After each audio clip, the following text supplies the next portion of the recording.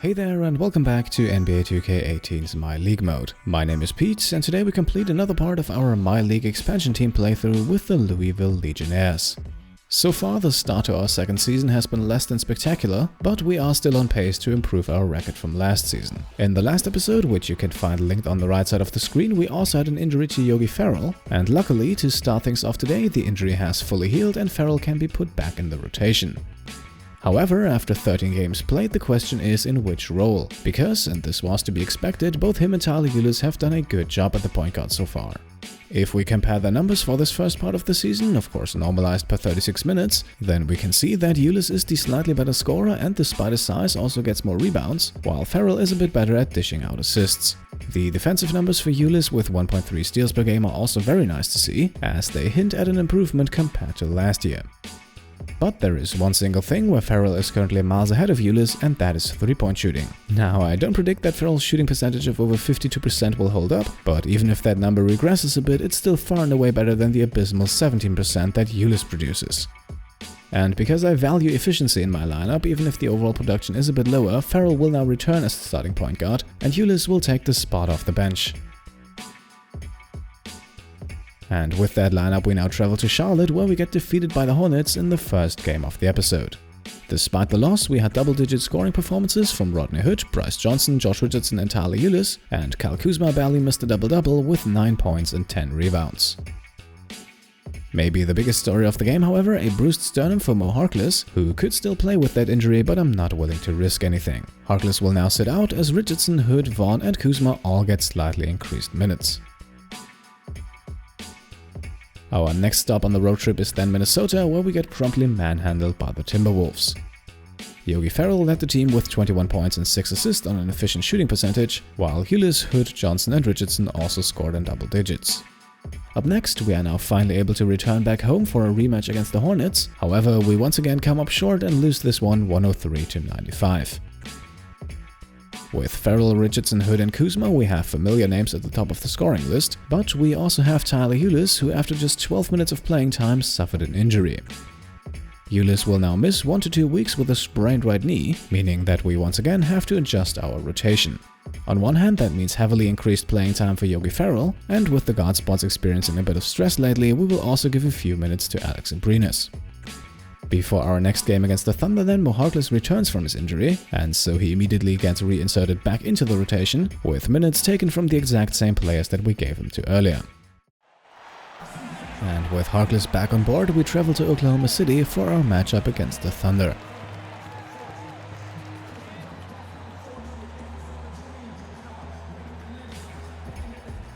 In the first quarter, our offensive game looked very promising, and especially the outside shot was falling for Hood, Kuzma and Richardson. And so, at the end of one quarter, we have a nice, comfortable 6-point lead.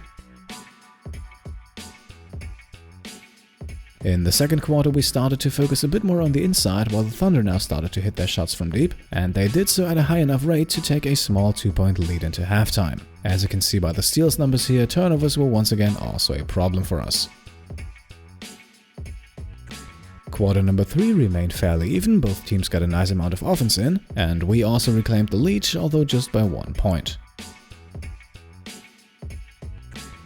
And as is tradition, the backbreaker would happen in the last seconds. Paul George getting Harkless to bite on the shot fake and still makes the shot, not only tying the game but also giving him the chance to go ahead with only 2 seconds left.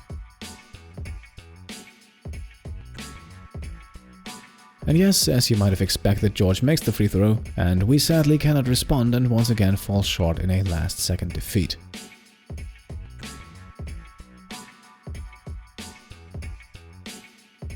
For the Legionnaires, the performance of the night undoubtedly belongs to Juan Hernangomez, who did pretty much everything in the fourth quarter to keep us in the game, and finished strong with 23 points, 9 rebounds, 3 assists, a steal and a block.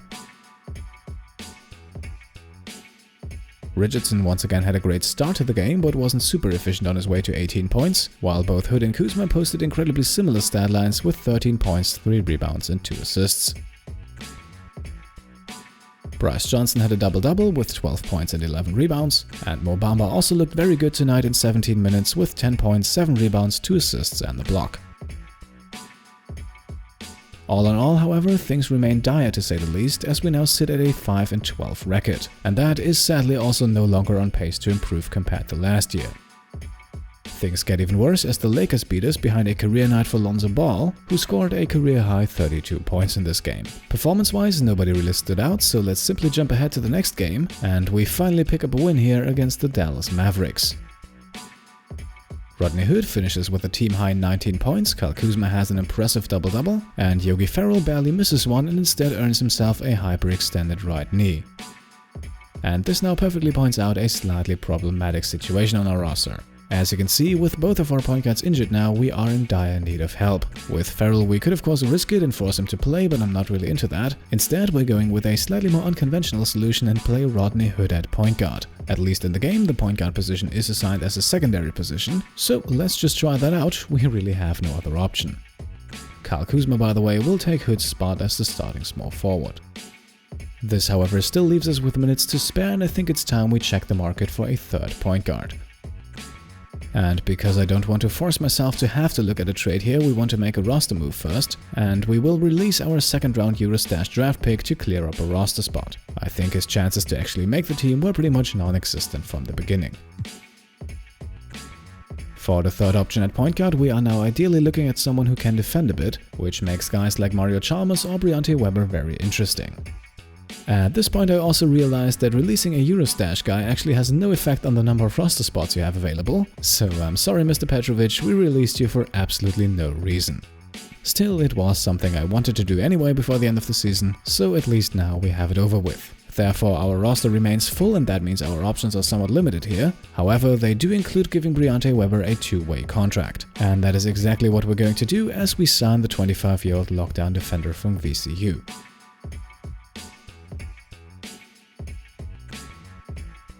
And Weber will now immediately join the Legionnaires rotation as the backup point guard with 24 minutes a night. Despite the recent changes, in our next game against the Nets we once again come up short, as we lose in Brooklyn 94-84. Rodney Hood and Bryce Johnson led the team in scoring as the only guys in double digits, while the rest of the roster remained rather disappointing.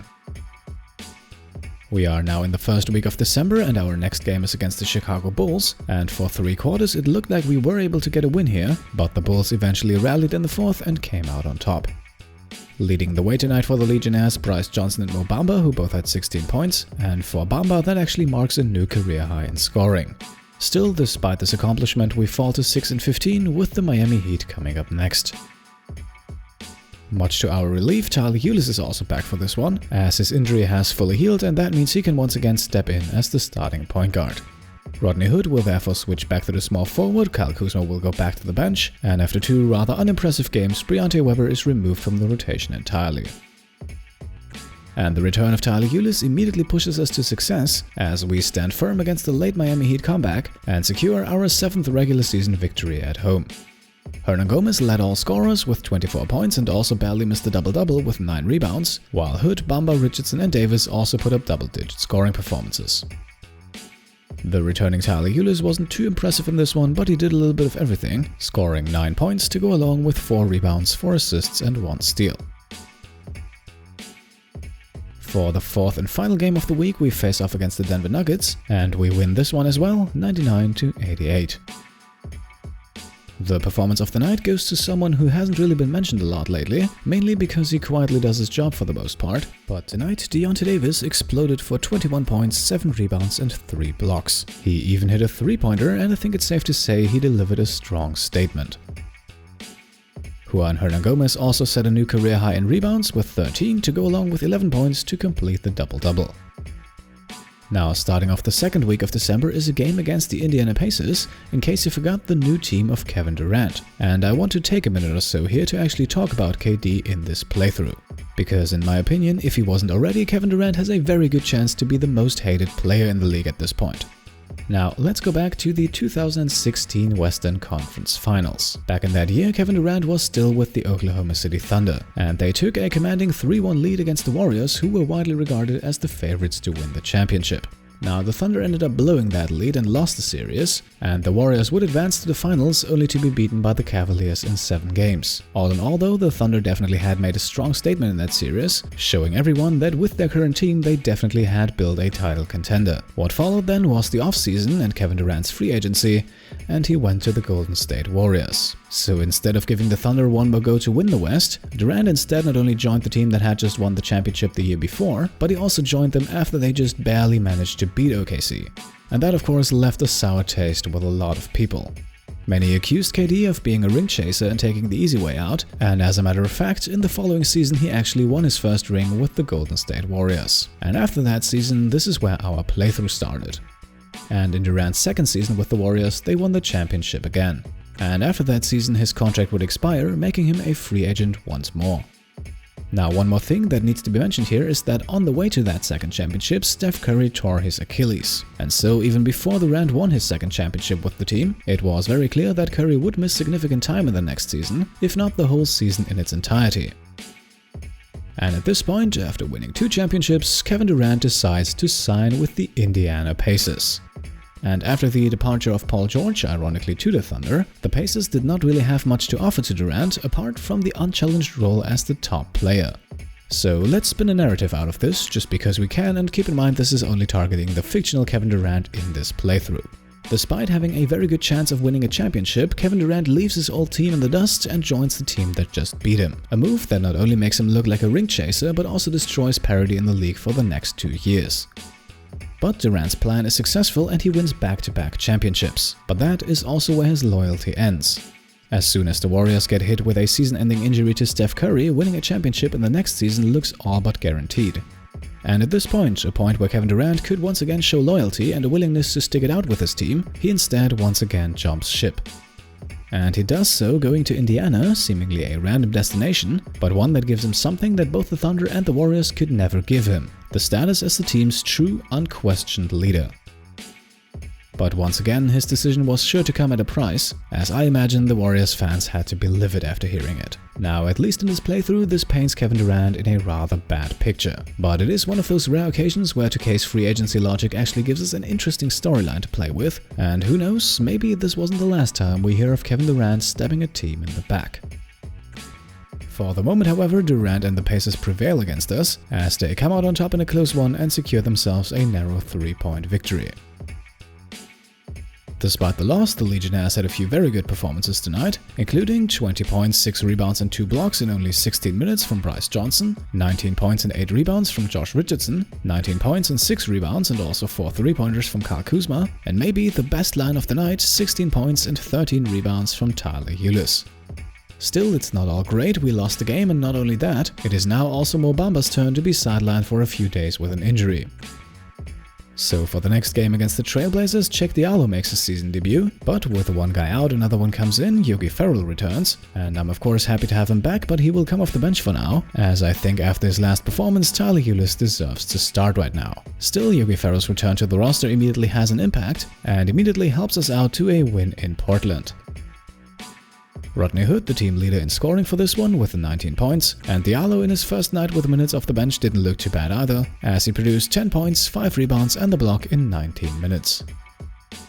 His stay in the rotation would only last for this game, however, as for the next one Mo Bamba is back and ready to go again. And that means Diallo out, Bamba in, and another victory for the Legionnaires.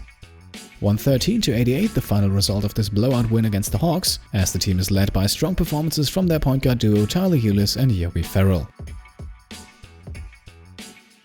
In game number 4 of the week, we then go up against the Magic and promptly get defeated, as Orlando rolls over the Legionnaires for a 19-point victory. In the loss, once again Rodney Hood our leading scorer, but Hernangomez, Harkless, Kuzma and Richardson all able to score in double digits as well. The 5th and final game of this busy December week then against the LA Lakers, and after losing the matchup at the beginning of the episode, we win this one 106-103. Man of the hour, Yogi Ferrell, who had 19 points and 5 assists, followed by his point guard colleague Tyler Ulis, who put up 14 points, 3 rebounds, 7 assists and 2 steals. And with that, I would say we're slowly getting back in the game. Our 11-17 record is still nothing to be proud of, but winning 3 of our last 4 games, that is a trend I would like to continue. Now, in the last episode, one of you guys asked for the player's stats at the end of the video. Basically an overview of our player's current stat line that you can pause and have a closer look at, or if you're not that interested, you can simply wait a few seconds for it to pass.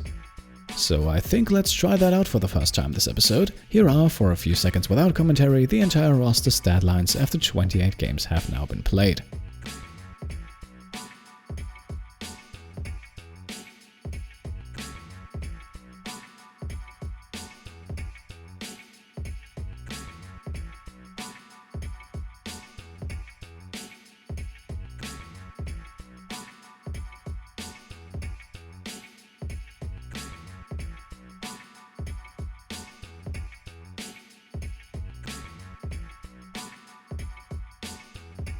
Alright, and with that I would say let's make the cut in today's episode. Let me know in the comments below if you would like me to keep this stat showcase going in the end, as I'm always happy to put a few more things into these episodes that you guys want to see. As always, if you like this episode then please leave it a thumbs up, and of course if you want to support the channel then feel free to subscribe. Thank you all for watching, and I'll see you next time. Cheers!